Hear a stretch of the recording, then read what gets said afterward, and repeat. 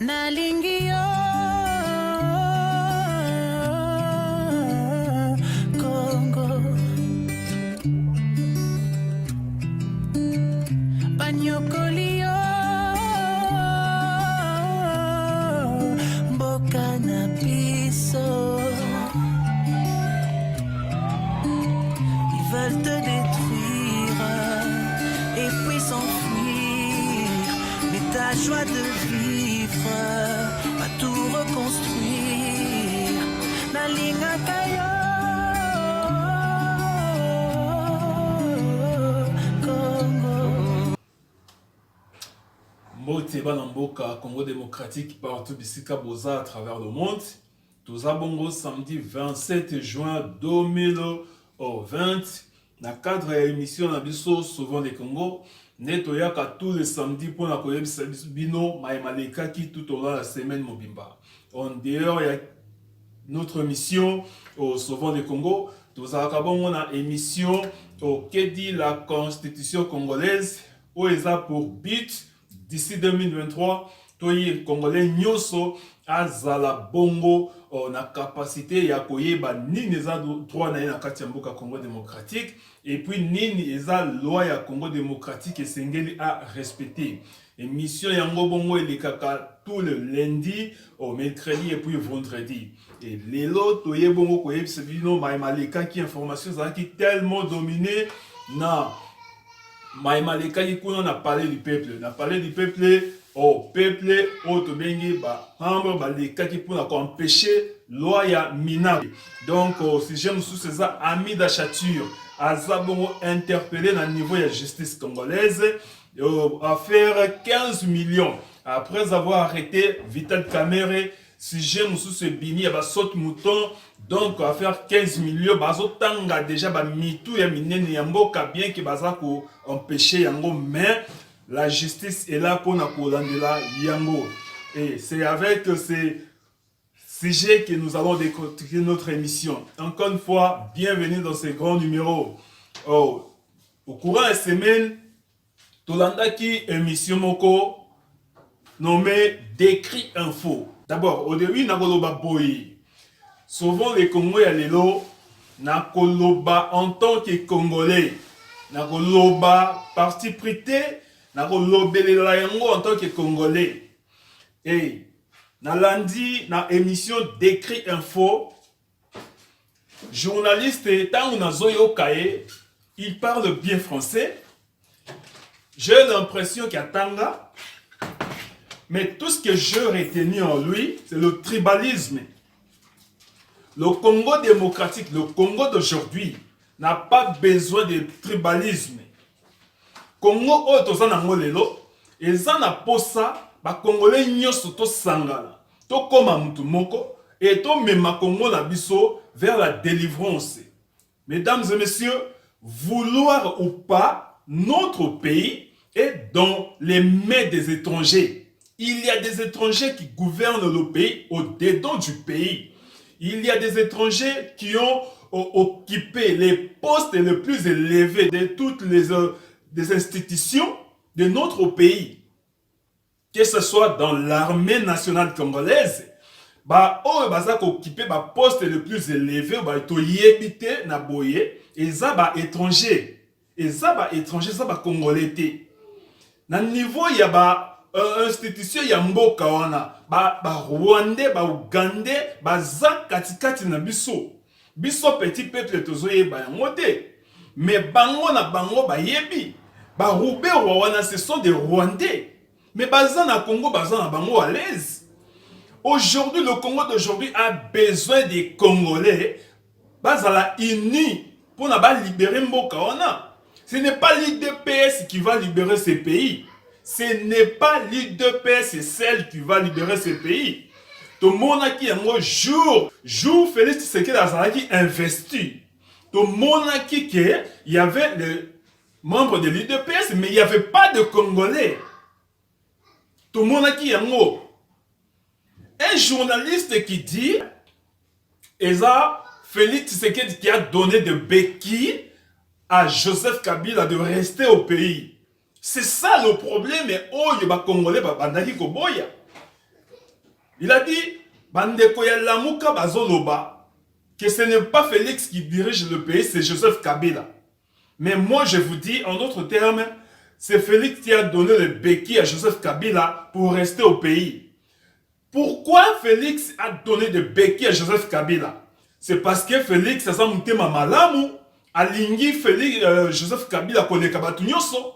Tout ce que Félix, Joseph Kabila a fait dans ce pays, donc elle est qui n'a bongo, Batunyoso, Bakufa na mboka wana, ça ne dit absolument rien du tout à Félix Tshisekedi pour protéger Joseph Kabila na mboka wana. Appelle si yeba beki pourquoi? Lorsqu'on parle aujourd'hui de la justice, tout le monde écrit de la justice. On voulait cette justice avant l'élection 2018. On voulait que la justice soit faite pendant les élections de 2018. Il fallait que la personne qui avait réellement gagné les élections de 2018 soit proclamée. Si la personne en question était proclamée, aujourd'hui, Joseph Kabila à sa place n'allait pas être Kingakati. Si le peuple congolais est en train de continuer à souffrir, c'est parce que Joseph Kabila est encore à Kingakati. Alors à partir de là, nous comprenons que parler bien français, ce n'est pas être intelligent. Jusqu'à ce que Joseph Kabila restera à Kingakati, la souffrance du peuple congolais est aussi la terre. On n'est pas là pour accompagner Batou Basali 18 ans et tous à la bango, les lots bazo soana, lobi babongisi, et les lots tous à 15 mois, et tito aussi de 5 ans, il y a souffrance de sous à la place. Mbo cannabis to banda, reconstruction to banda, fondation, il y a mbo cannabis on a 5 ans, oh, il y a Tshisekedi. Non, il faut dans Zerati 2023 pour nato kende ko banda élection misusu. Et nous irons comme ça avec Joseph Kabila. C'est du n'importe quoi. Le Congo d'aujourd'hui a réellement besoin de l'unité. Baluba, bandeko nyonso oyo bozo meminabiso tribalisme. Le Congo n'a pas besoin de tribalisme. Le Congo a besoin que Congolais nyonso, comme Tshisekedi est là, ba Congolais nyonso ba ya, ba telema. Même, oui, tu as dit vérité, oh, c'est le cas. Tu as dit que tu as soutenir, oh, ils ont des kanakati ya Congo, et puis tu libérer mon cannabis. Mais tant que Félix Tshisekedi, il va libérer le pays. Yemoko Félix a outi koloba après manifestation les cas qui au mercredi a outi koloba ke alingi lisusu ba manifestation te. Pourquoi? Moi, je pensais qu'il allait au moins autoriser des manifestations en fait que le peuple wana est bimalisusu et que netina kingakati pour na kobengala Joseph Kabila. Mais pendant qu'il a interdit des manifestations, ça veut dire quoi?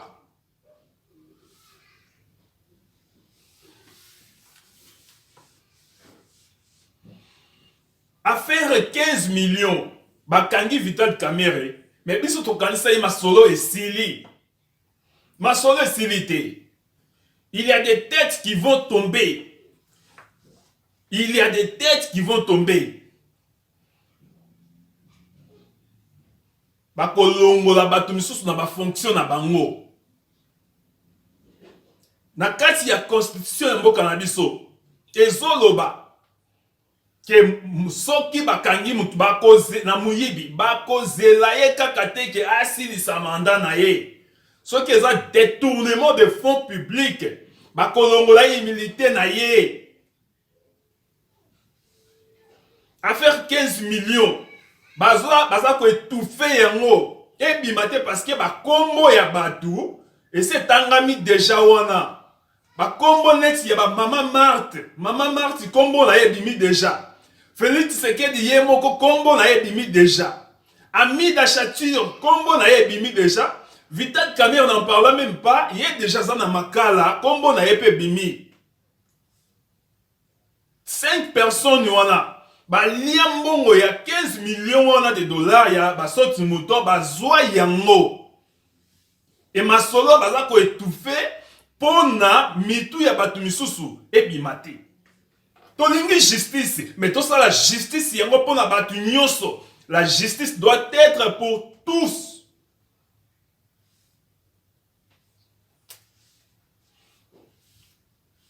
Amida a interpellé na justice. Semaine Oezoya, Amida a se présenté. Mais si j'ai Oyo Tokokito développé l'issue eza nini. Tout ce monde a bandé ko belé ba journaliste, ba avocat. Ba soute ba titre moko, je ne sais pas, Fati Béton, Fati Boye, Fati Congolais tika bo nyama, Congolais tika bo zoba. Ko Félix Tshisekedi a sali combien d'années en Europe?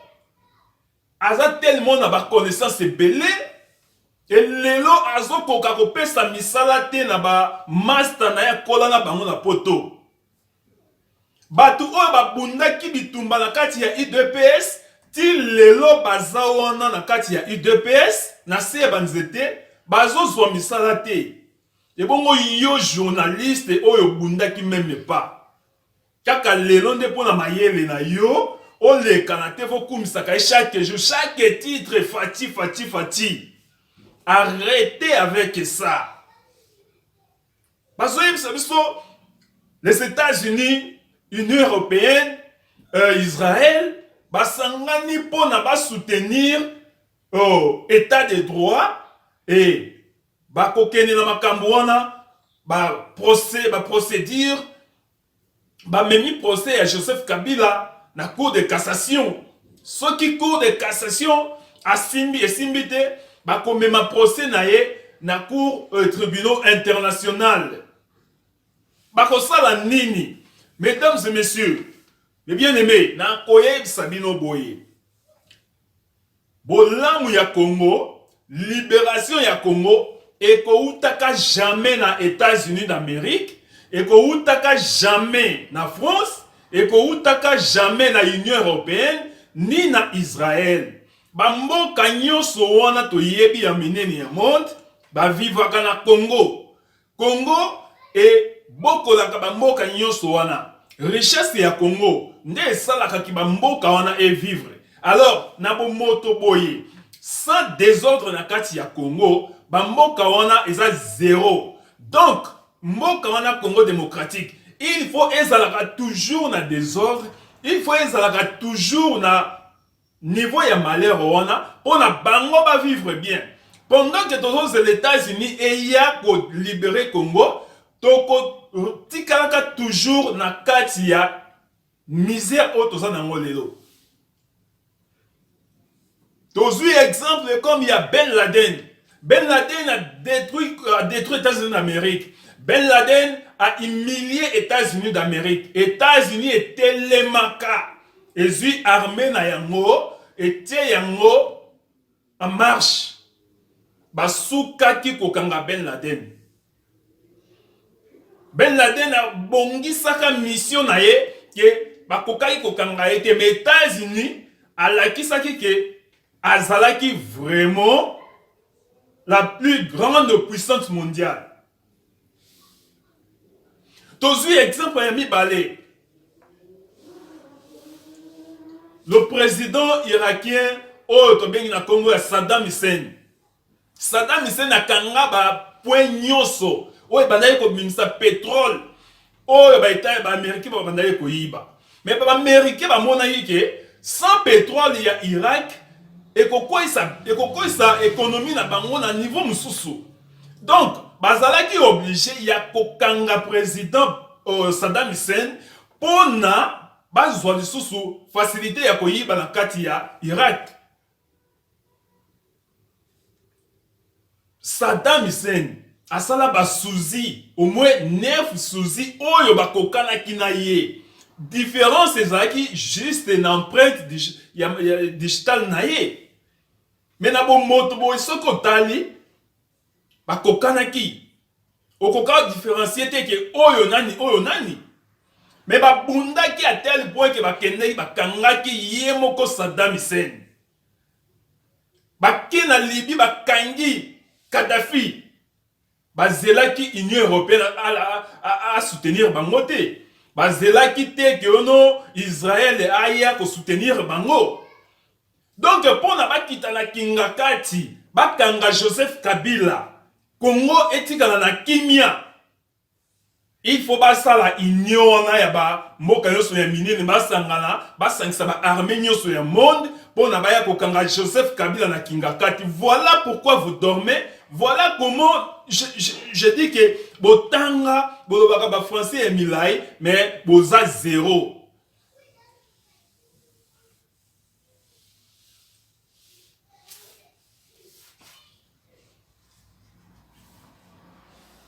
Libération ya mboka wana Congo démocratique eza na maboko ya ba propre congolais.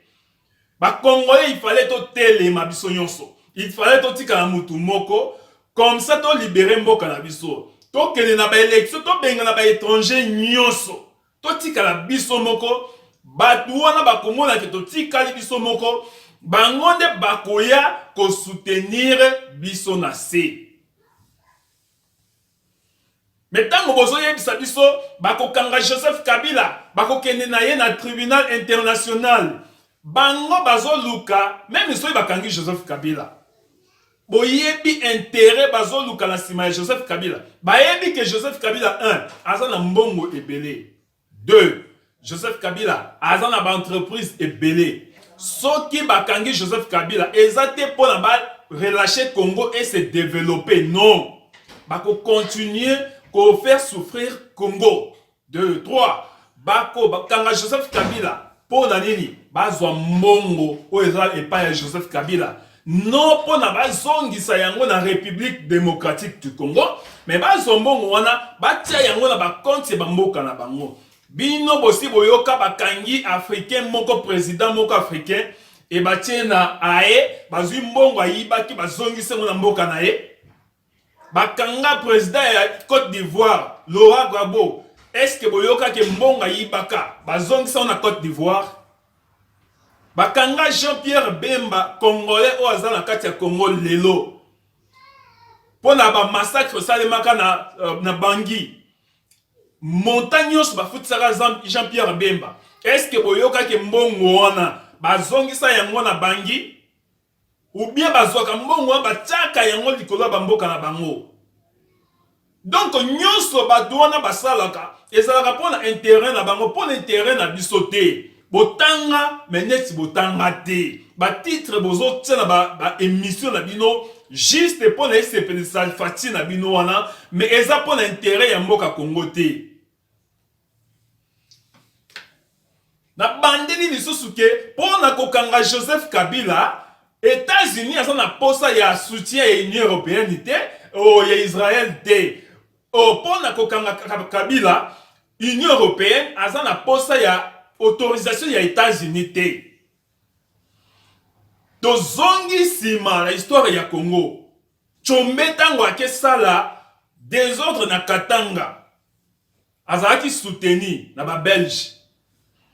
Mais tango Mobutu aye akoti na masolo balobi no il faut sikoto tika mboka ona kimia ba Belge bakitaka na Katanga pona kokanga Tshombe pona kotia kimia na kati ya Congo basengaka soutien ya France te. Mais lelo Joseph Kabila pona kokanga ye na kinga kati lelo il faut ba armée nyonso ya mukili esangana. C'est du n'importe quoi.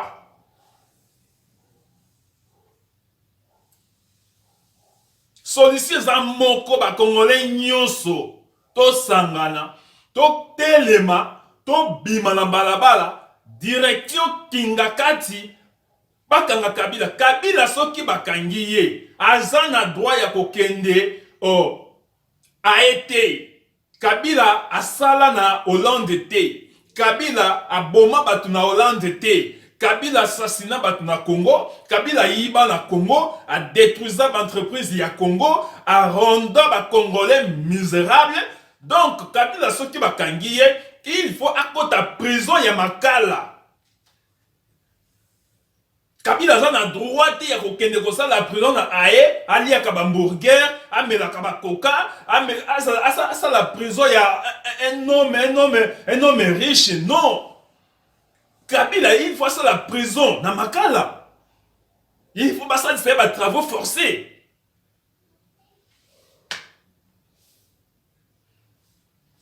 Voilà pourquoi Toya Kaya Moko na Kanda Congo eza ya ba Congolais nyonso, eza ya ba Ngala te, eza ya ba Luba te, ya ba Congo te, ya ba Toya Bandundu kaka te. Congo eza ya ba Congolais nyonso. Dango ba Toya IDPS ba bimaki wana, Toyoka kite ba beta Chiluba na Mzela, non, ba beta ki Lingala, ba solo la ki ngona Lingala. Mais ma solo tango zo développé bazo lo banini moine tout buzo bato boy tribalisme ba congolais nyonso boya to sangana même mutu oya za liboso na Tshisekedi soki azalaki na mutu ya bien soki lolendo ezalaki likolo na ete ki orgueil akokai me abeta masolo ya CC na bandeko na ye, ba fayulu, ba bemba, ba oyo nyonso de façon que tolamu kitongo moko boye ese yindaki déjà. Mais yesi ko azo kene na Kabila boye ti 2023. Donc biso to zala kana to accompagner Kabino.